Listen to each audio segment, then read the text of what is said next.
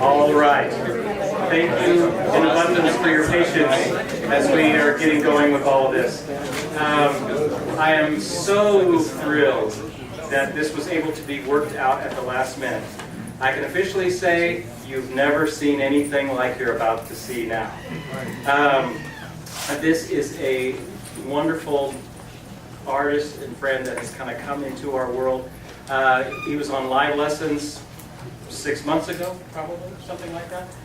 Ethan Case, and I had just seen one of your YouTube videos and had contacted him. All right, we became Facebook friends, and then I saw on Facebook that you were coming through Nashville. So we called, we worked out the live lesson thing, and have been just kind of keeping in touch with each other's world since then.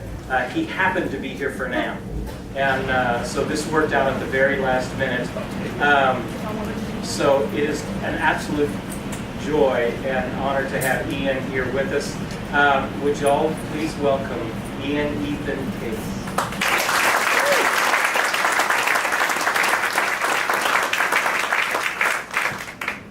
Thank you so much. Thank you, Steve, for bringing me here. This is a real treat to get to play for all of you today. Don't often get to play for like exclusively guitarists, more or less, right? Some of you play guitar, I think, I gather. Cool. Well, I don't play guitar, I play this thing, but I hope it's enjoyable to check out. I'm gonna just start off with one of my original pieces here, and you know, we can see where this goes. Happy to answer questions or just keep playing. So yeah, thank you all for being here. This first piece is called Butter 2.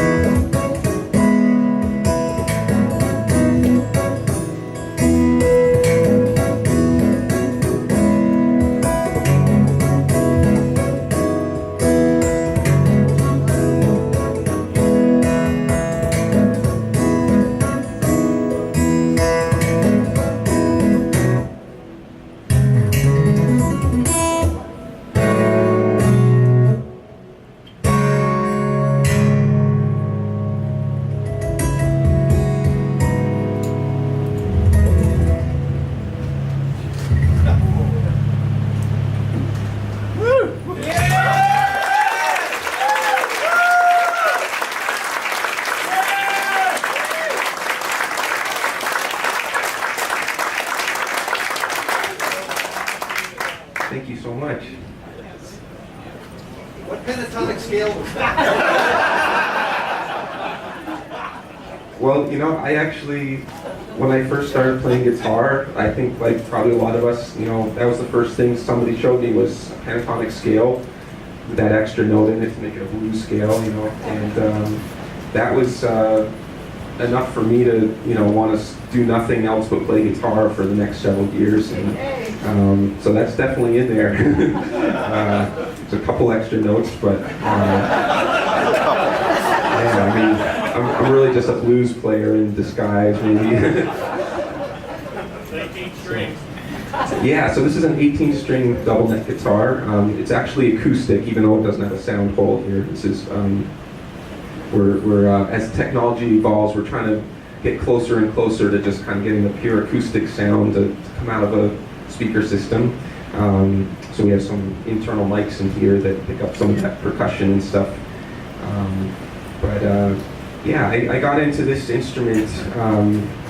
It took me a long time to find this instrument. I started on piano when I was 5 years old, and then saw somebody play drums for the first time when I was about 7, and I became totally obsessed with the drum set for the next decade or more, and really focused on that.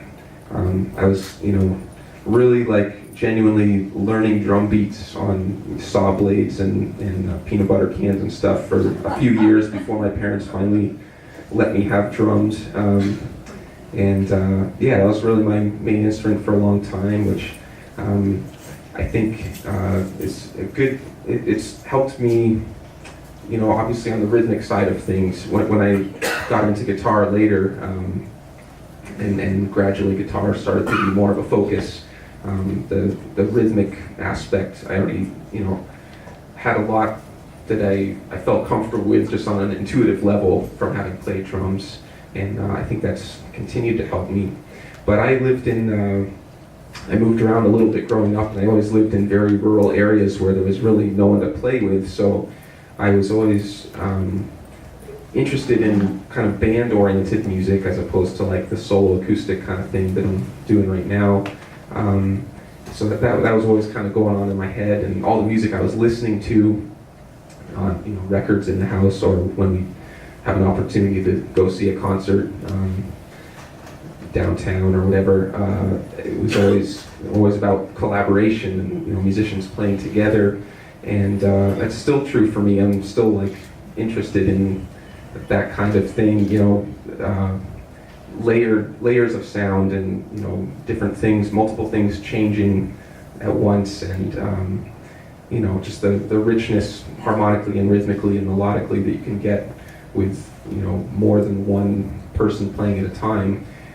So growing up, I had to find ways of getting that to happen somehow, even though it was usually just me, especially before I could drive. It was kind of out in the middle of the woods, and it was just me, and either I was listening to music or I was trying to get those sounds out somehow. So I used to have a double-deck tape recorder that I realized I could use to kind of overdub my stuff like you would in a studio, where you can record one thing. I'd play something on the drums, and I'd have to think about song form very carefully, and really be hearing the different sections in my head as I was laying the drums down, and then I could swap the decks and be hearing the drums that I just recorded while I added a rhythm guitar part or something like that, and then add bass and keyboards and lead guitar, and kind of build things up that way. And of course, every time you flop the decks, you get a 50% reduction in sound quality, something like that. So by the end, it just sounds horrible.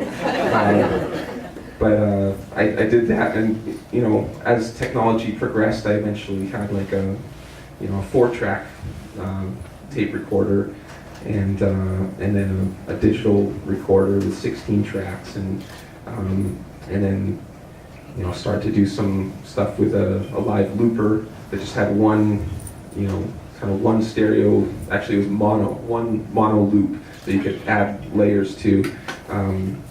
Anyway, finally I ended up, I got to go to Berklee College of Music for a bit, and kind of learn some theory a little bit more. And I had finally started taking guitar lessons right before that, because, like I said, when I started guitar, somebody showed me the pentatonic scale, and I really loved that sound, and was all into Steve Ray Vaughan and Eric Clapton, and Robert Cray, Buddy Guy, but then I started to hear other music, fusion guitar stuff or jazz stuff, and I would try to play along with it, just playing pentatonic scales, and it didn't really work. I could tell there was something else going on there, so I was like, oh, there must be a jazz scale. I just need to learn that one. I learned the blues one, and I can copy all my blues players, that scale. So there must just be a jazz scale I have to learn, and then I'll know everything. And so I finally got to take guitar lessons, and turns out there's a couple scales and some other stuff. But that kind of set me on a path of getting a little deeper harmonically, and also training my ear even more. I started on Suzuki piano, where you learn all by ear, so I was always kind of relying on that and learning things off of records and stuff. But was able to kind of put the sound in my head with names, okay, that scale's a Dorian scale, that's what that sound is, okay. Here's what a diminished chord sounds like, okay, that's what that's called. So that was really great, and then I kind of ended up at this totally non-music school, just a liberal arts school in Illinois, and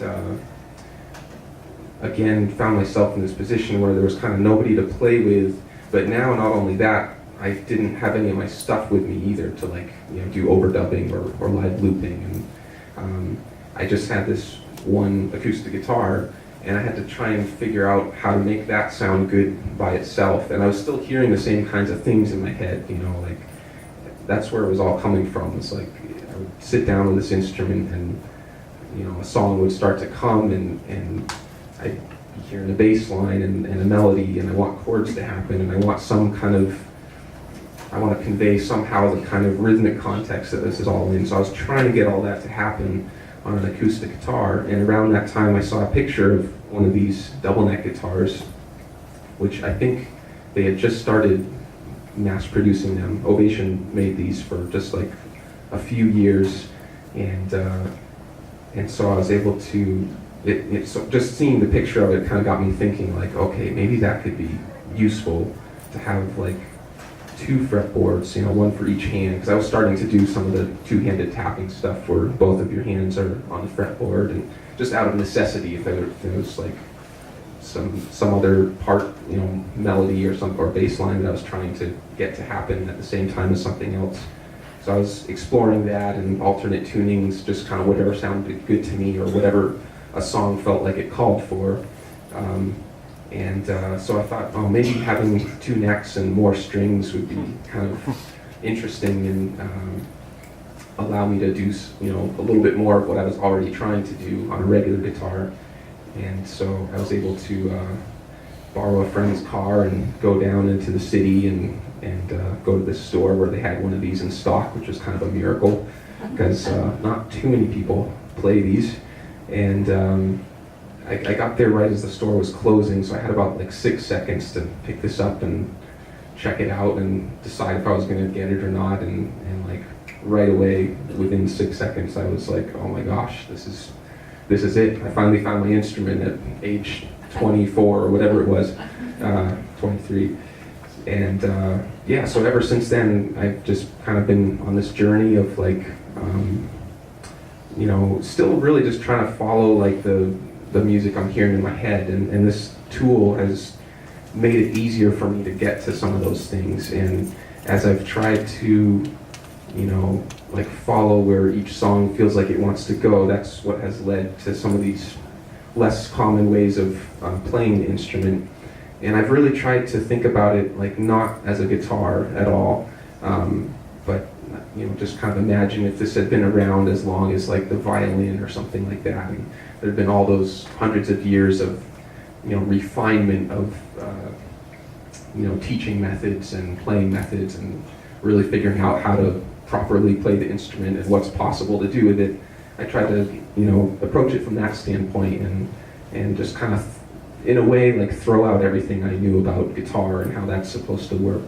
And the more I've done that, the more it's kind of allowed some things to happen on here that have turned out to be musically useful for the compositions that I'm working on. So anyway, that's kind of a long-winded synopsis of how I've come to be doing this. And it's definitely an ongoing process, and I'm imagining that 10 or 20 or 30 years from now, like other people will be playing this and doing things way more advanced and cool than I am. And so it's a fun time for this instrument. I feel like it kind of being somewhat in its infancy, just trying to really just use this to hopefully help the songs say what they need to say. And then kind of as a natural extension of this, I did a bunch of like solo guitar stuff for a while, and I was starting to do that for income in little cafes and stuff, just playing background music. And my goal eventually is to be able to tour with a 500-piece band, but until then, like sometimes the solo thing is economically practical. So I've been developing this, and then also as looping technology has evolved, I've started to do more of that. And for a while I was trying to run like a mixer with my left hand and somehow play this instrument at the same time and run a loop with my feet. And I'm sure some of you have probably messed around with like looping a little bit, right? A few people. It's a really powerful tool, and I think there's plenty of examples out there of like using it very badly and just making a huge mess, which is what I did for a number of years. So luckily for me, my wife, who always kind of been there supporting all the concerts I was doing, and really hears like a musician, I was able to convince her to start doing some minimal things with the live sound so that I could just kind of focus on playing and running the loop a little bit more. And that has evolved over the past several years into a situation where Stephanie back here really is involved. Yeah.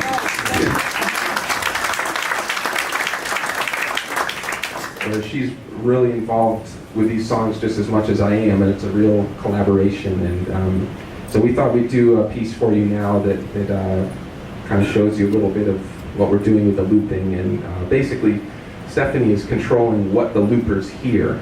So right now, I'm still like running all the pedals and stuff, which may change in the future. We'll see. But she's kind of setting like a custom mix for the looper that changes as I'm playing. So if there's like a certain melody that we want to really jump out, she can make that part kind of, you know, heard in a different place in the stereo image, or just louder than other parts, or, you know, putting special EQs on different parts. So hopefully, depending where you're sitting, hopefully you can kind of hear some of the stereo imaging that's going on. And the goal with that is just that hopefully you can hear all the parts, because it can get very dense at some points. And then she can even fade out different loops and fade things in. Yeah, so this is a piece that is hopefully an example of another type of thing you can do with looping, where it doesn't have to be just the simple, like, okay, layer, layer, layer, layer, layer, layer, and then stop or fade out. That's kind of the standard looping format, I think. And we're really trying to like kind of stretch out of that box a little bit that looping can tend to put you in different ways. So, for example, with this piece, I start out by looping something right away, but you don't hear it come back until much later in the song. And in fact, like the first half of the song, there's no looping going on, and then there's some looping, and then all of that stops, and there's an interlude, and then the loops come back. You know, so just kind of again trying to follow where the song feels like it wants to go, and hopefully not being too limited by the technology. Anyway, hope you enjoy this. This is called Teacup Waterfall.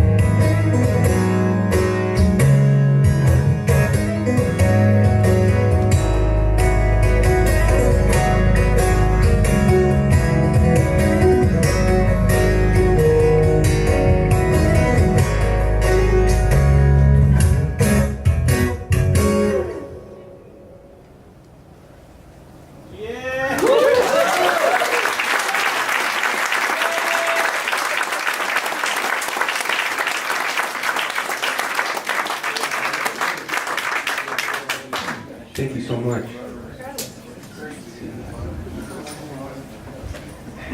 Oh yeah, and more, of course. I mean, that's the closest we're able to get right now. You know, it's always, you know, music. I feel like is always perfect. The real music is always perfect, and my job is to try and, to the best of my ability, be like a transparent window to that. and of course, most of the time I feel like I'm doing like a 10% good enough job of that, because you're always conscious of like the perfect version, but at the same time, it's really, really enjoyable to get to try and work on it and try and like get the smudges out of the window, get any resistance or like difficulty that I'm having in like letting those perfect ideas come out. Like that's my job to kind of remove that one way or another through practicing or finding a different approach to a particular idea. So yeah, definitely, like I feel like music is really humbling, in that I hope that's something that you can all relate to, like whatever level of playing you're at. I mean,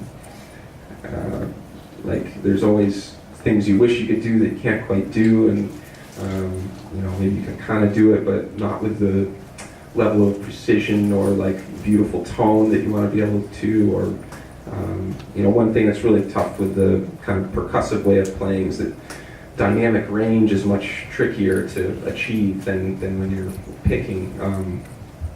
Just to get the notes to happen at all is like hard enough with that style of playing, and to get the kind of dynamics that are that are in most good music is that's like a project for me right now. So there's always something to work on, but yeah, and I think it's something that unfolds as you go too. Like with composing, you maybe start with you're hearing one idea, and then that leads to another idea. And I didn't just wake up one day and hear like all 6 of those loops like at once, but sort of as I started working on the song, I was like, oh, that melody, I want to hear that melody come back in during this other loop or something like that. So anyway, I've been talking a ton. We have a little bit of time left here, and if there are any burning questions, I don't want to limit your opportunity to ask. Yeah.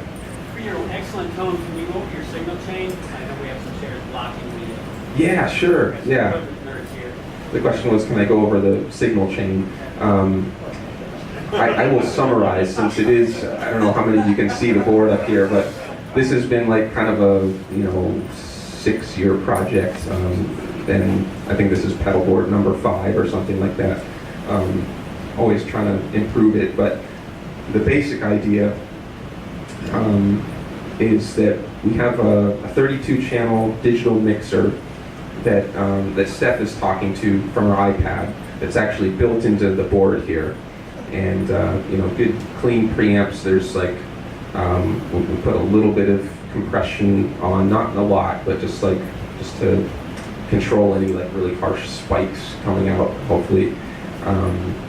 And most of it is just EQ. In terms of tone, it's just like trying to dial in the room. Every room has different acoustics, so certain notes will like be really overbearing and other ones might get lost. So that's what we pay the most attention to, is just trying to like get the right EQ for every room, and it's different for different rooms. So on the internal mic that we have in there, it's a LR Baggs Lyric that kind of sits like just a few millimeters from the top on the inside. And that's a big part of our tone. It gets much more natural high end than you would tend to get from like an undersaddle type of pickup, and it gets the percussive stuff in a more natural way than I think you would tend to get from like a soundboard transducer. So with that, we just kind of use our ears. We tend to usually have to do a mid scoop on it, because on these instruments it can sound a little bit kind of honky being inside the instrument. And we add a little bit of low end, just trying to, get as close as we can to like the sound that we hear when this instrument is unplugged. And then we have undersaddle pickups for each neck, so that Steph can kind of balance the 2 necks. Like if I'm using a capo up on the 5th fret, then that neck is going to tend to be quieter and have less bass. So Steph will like kind of compensate for that a little bit. But anyway, basically all the signals go into the mixer, which is a Mackie DL32R, and then we send a special mix to the looper which depending on the situation might have like maybe a little bit less of the internal mic. Like if I'm playing with a drummer and we don't want to loop a bunch of like drum bleed, coming from the internal mic, then we might use a little less internal mic so that the looper only, so that basically doesn't build up feedback or garbage. And then we come out of the loopers with like 3 different stereo outputs so that I can say, okay, I'm going to put this melody on this loop. That's on its own channel that Steph can ride that volume, and then maybe if I'm doing a bass line, I'll put that on its own loop, and that gives Steph some creative control as we go through the song. And then we also send an aux send to this sub-octave pedal here, which I guess I can demonstrate real quick.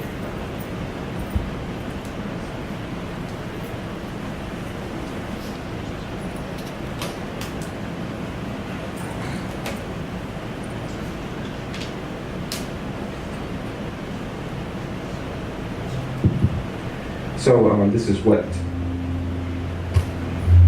the bottom neck sounds like, just dry. And then here's with the sub-octave, which just adds an octave below. So dry with sub-octave. Sometimes we bring our subs in and then you can really feel it, but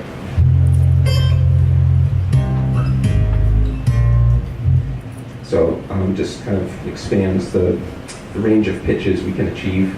And then I've got like a reverb pedal that I just occasionally will throw on the internal mic for just like a little accent or something. Just like a big, huge hall reverb. Our main reverb actually is happening on the laptop, and that's kind of the only thing we use the laptop for, is just to be a reverb engine, which sounds a little ridiculous, but we have a really nice Lexicon reverb plugin. So we're actually sending over the Ethernet cable from the mixer to the laptop, which is running Ableton Live. You can use any DAW program, Logic or whatever, just to act as a host for that reverb plugin. And then we send, the wet signal back into the mixer, which Steph can control as well. And she can control the reverb parameters by screen sharing from her laptop to mine. So if there's a part of the song where we want to have like a real huge spacey reverb sound, she can do that and then like shorten the reverb and tighten it up for a more rhythmic section. So hope I'm not forgetting anything. That's kind of the setup. Like in terms of what's really going on processing wise, it's not a lot. It's like some reverb and then just getting the right blend of the internal mic versus the pickups, and a little bit of compression, and just EQing the room. That's about it. How are you tuned? Oh, tunings, yeah. Maybe there'll be another class on that. I haven't really come up with a quick answer to that. Almost every song I do is in a different tuning, and that's, to me, if I have 18 strings, like, I'm not going to just have it in standard tuning. That would just kind of be sad. I love that about this instrument. You can just get these amazing, rich chords just by experimenting with tuning the strings different ways. Of course, the downside is that then you all of a sudden don't know anything about fretboard geometry once you do that. But I just kind of, I'll just kind of tune it however it sounds good to me or whatever sounds interesting, and then kind of just start exploring, what ideas seem to jump out of that tuning. And that's a lot of times that's how a new song begins for me, is just like being in a different tuning for the first time and kind of exploring what things are physically possible in that tuning. So on the other double neck I was just playing, I think about it in terms of scale degree, so I have to think really hard about like actual note names, but I believe it's C sharp, G sharp, D sharp, E, B, E on the 6-string neck. So, and then the 12-string neck is also C sharp, and then like a flat 6, whatever that is, G sharp. I'm really illiterate at this point after all these years of like, doing alternate tunings.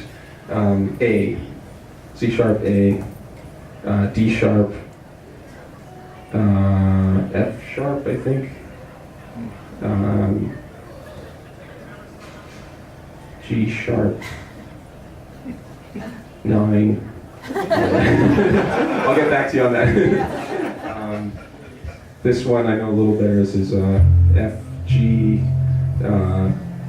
D sharp, sorry, F, C.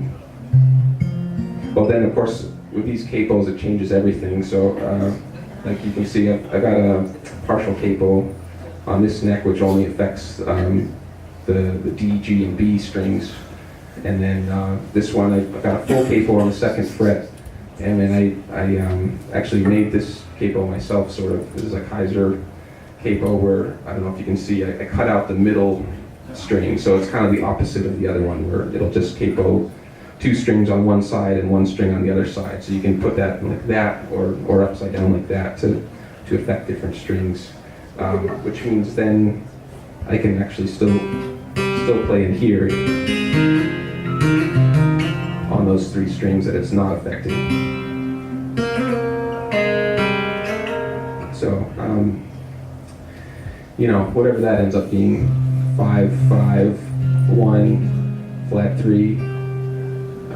Oh dear, who knows what that is? There's 1, flat 3. Is that another 5? No, that's 5. 9, right?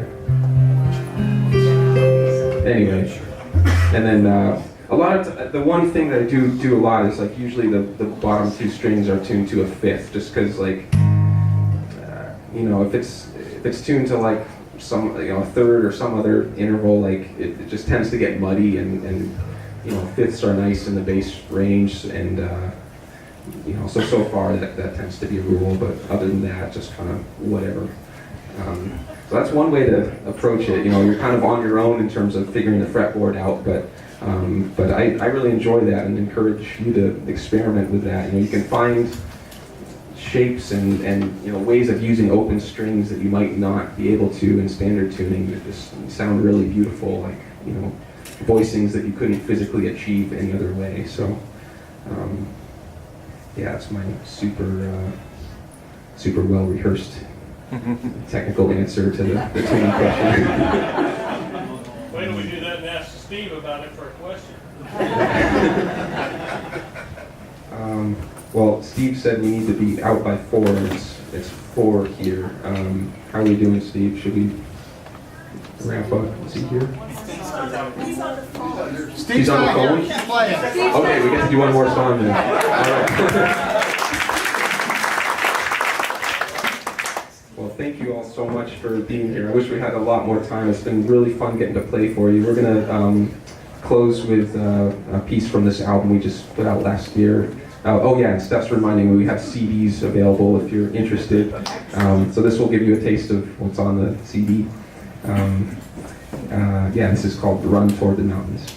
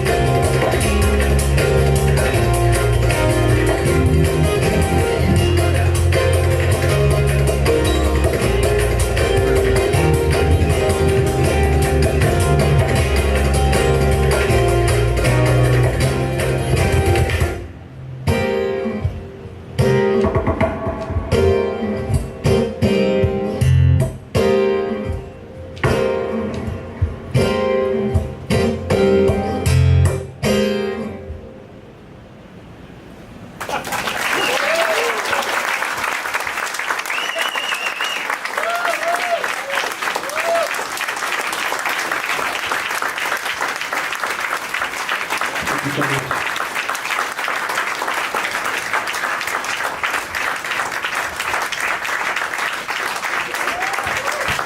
Thank you so much, guys. How about a hand for Stephanie on the piano?